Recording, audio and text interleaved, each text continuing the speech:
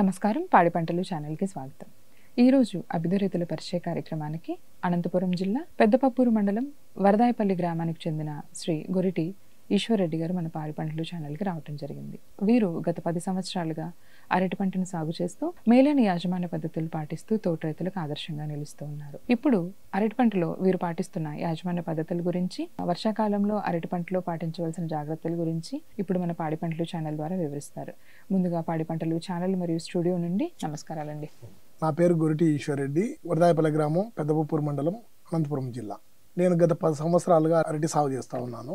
అధిక వర్షాలు పడడం వల్ల సిగటోక ఇలాంటి శిలీంధ్రాలు కనిపిస్తాయి. సిగటోక కానీ కింద వేరు వ్యవస్థ దగ్గర వేరుకుళ్ళు వస్తుంది. వేరుకుళ్ళు వచ్చినప్పుడు ట్రైకోడర్మా విరిడి, సూడోమోనాస్, బ్యాసిలస్ సబ్స్టిలియస్ ఇలాంటి మందులతోనే మనం ముందుగా ఇచ్చింటాం కాబట్టి, వ్యాధి రాకముందే ఇచ్చింటాం కాబట్టి, అయినా కూడా వ్యాధి వస్తే సిఓసి కానీ ప్లస్ క్లోరో 50ECతో కలిపి ఇవ్వడం వలన వేరు పురుగు ఉన్న కింద క్లోరో 50EC చంపేస్తుంది, వ్యాధిని సిఓసి చంపేస్తుంది, ఫంగిసైడ్.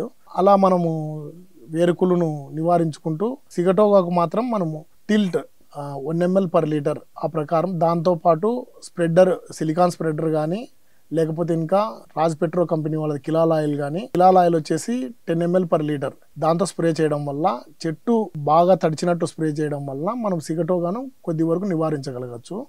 అక్కడితో అయినా కూడా మరీ కంట్రోల్ కాకపోతే మరి 15 నుంచి 20 రోజుల మధ్యలో షామీర్, అదామా కంపెనీ వాళ్ళు షామీర్ స్ప్రే చేసుకుంటూ చెట్టు మొత్తం తడిచే విధంగా కిలాల్ ఆయిల్తో కానీ లేకపోతే ఇంకా బంక కానీ సిలికాన్ స్ప్రెడర్తో కానీ స్ప్రే చేయడం వల్ల సిగటోగాకు నివారించుకోగలుగుతాము ఆ కొద్ది రోజుల్లో. దాని తర్వాత మందులు పెట్టుకోవాల్సి వస్తుంది. 3 నుంచి 4 నెలల మధ్యలో సాయిల్ అప్లికేషన్ ఇస్తాము. మేమైతే స్ట్రైట్ ఫర్టిలైజర్స్ అయినటువంటి యూరియా, సూపర్, రెడ్ పొటాష్ ఇలాంటివి ఇస్తాము.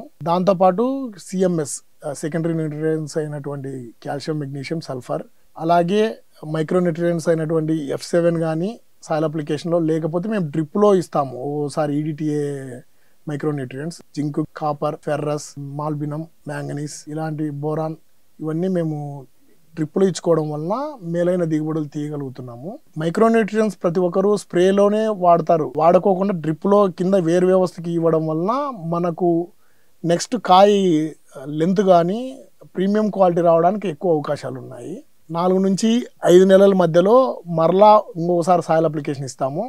సాయిల్ అప్లికేషన్తో పాటు మొదట 3 నుంచి 4 నెలల మధ్యలో 19 కానీ 13-40-13 కానీ ఇలా ఇచ్చుకుంటూ వస్తూ ఉంటాము. 4 నుంచి 5 నెలల మధ్యలో 0-52-34తో పాటు డ్రిప్ ఫర్టిగేషన్ చేసుకుంటూ వస్తాము. అలాగే కాంప్లెక్స్ ఎరువులైనటువంటి 14-35-14 కానీ, లేకపోతే ఇంకా urea, DAP, potash, red potash, calcium, CMS ఇలా సాయిల్ అప్లికేషన్ చేసుకుంటూ, అలాగే చెనిక్కాయ చెక్క కానీ ఆమ్దపు చెక్క కానీ, కంపల్సరీ వానపాముల ఎరువులు అయినటువంటి వర్మీ కంపోస్ట్ కానీ దాంతో ఏదో ఒక దాంతో కలిపి పెట్టుకుంటే చెట్టుకు తొందరగా మందు చూపించడానికి అవకాశం ఉంటుంది. ఉత్త మందు మాత్రమే ఓన్లీ కాంప్లెక్స్ ఎరువులు ఇవ్వడం వలన ఉపయోగం ఉండదు. ఏదో ఒక ఆర్గానిక్ మ్యాటర్ అనేది కంపల్సరీ ఇవ్వాల్సిందే.